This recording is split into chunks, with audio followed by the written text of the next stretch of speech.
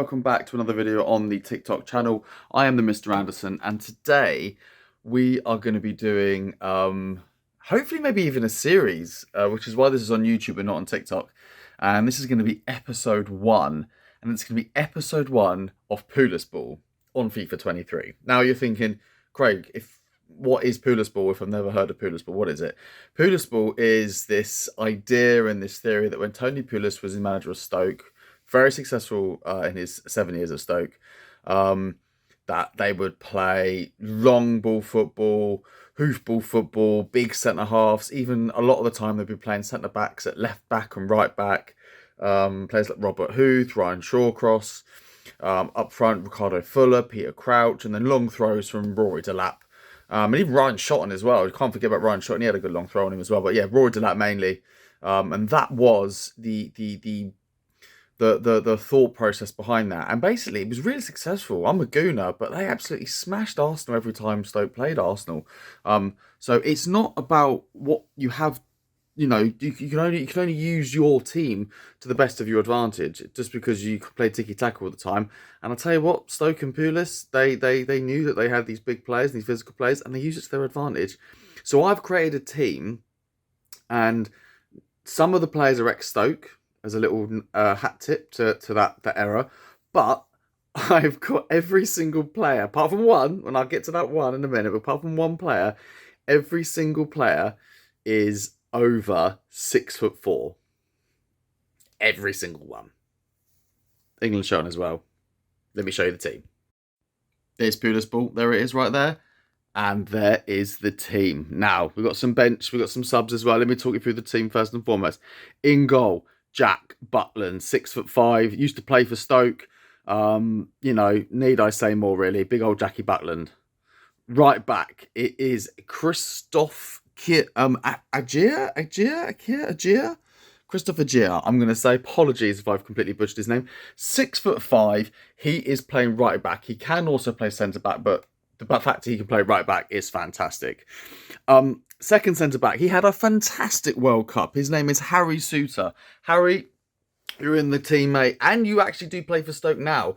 So that is a bit of a double whammy of the present Stoke team. So welcome, Harry. Other centre-back is Vestergaard, who plays for Leicester. He is 6'6". And boy, is he a big boy. He hasn't got much pace, 32 pace, but we're going to talk about tactics in a minute. Left back is Dan Burn. Now, again, as you probably know, Dan Burn can play centre-back, but he can also play left back. So that's where Dan's going to play for us. Buzzing to see Dan Burn again. 47 pace, not much pace about him. 3 in midfield. Well, first is Philip Billing. He is 6'6", and he plays for Bournemouth. He can also play cam, so he's kind of a bit more of an attacking player. So we're going to hopefully get him in the box, get him some goals. Then we're going to move on to the only player in the entire team that is under 6'4", and that is 5'6" Joe Allen, who was a very important player for Stoke City back in the day. He was a mainstayer. You know, he's going to be our little maestro, the Welsh Pirlo, as they call him. Little Joe Allen, who is in the centre of midfield for us. And alongside Patrick Vieira. Now, I obviously completely World Cup icon Patrick Vieira as a massive gooner. And, you know, again, Arsenal really struggled against Stoke, but it was probably after Vieira had moved on and all retired. So, again, 6'4", minimum height 6'4" in this team, apart from Joe Allen. Vieira is in the team, and thank God, because he has a lot of ability to help us at both ends of the pitch. Now, to our front three.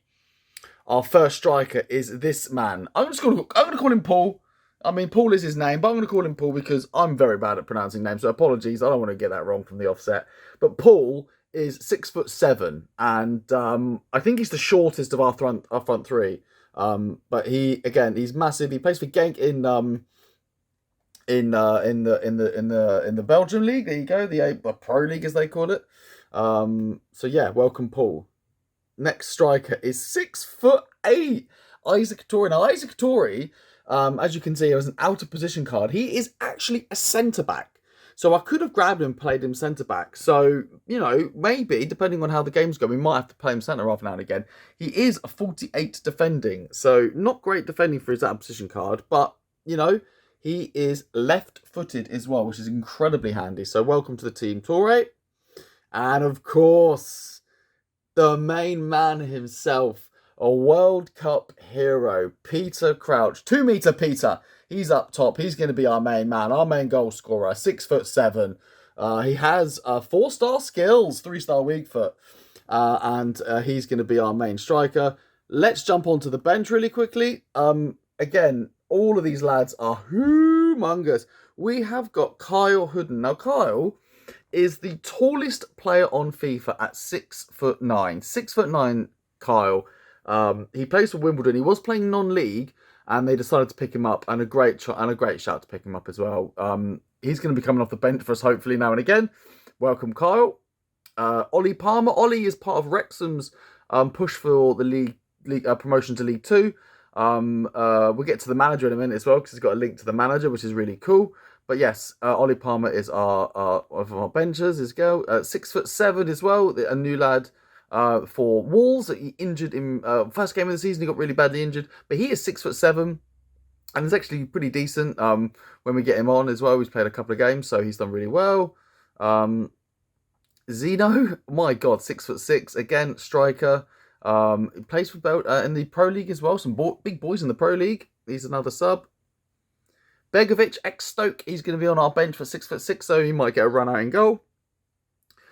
No Rory Delap, but we do have Liam Delap on loan from Man City to Stoke of all teams. So welcome, Liam.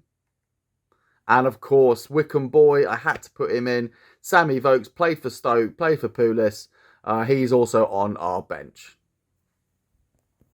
And here is Phil Parkinson. As I said, he had a link to Ollie Palmer.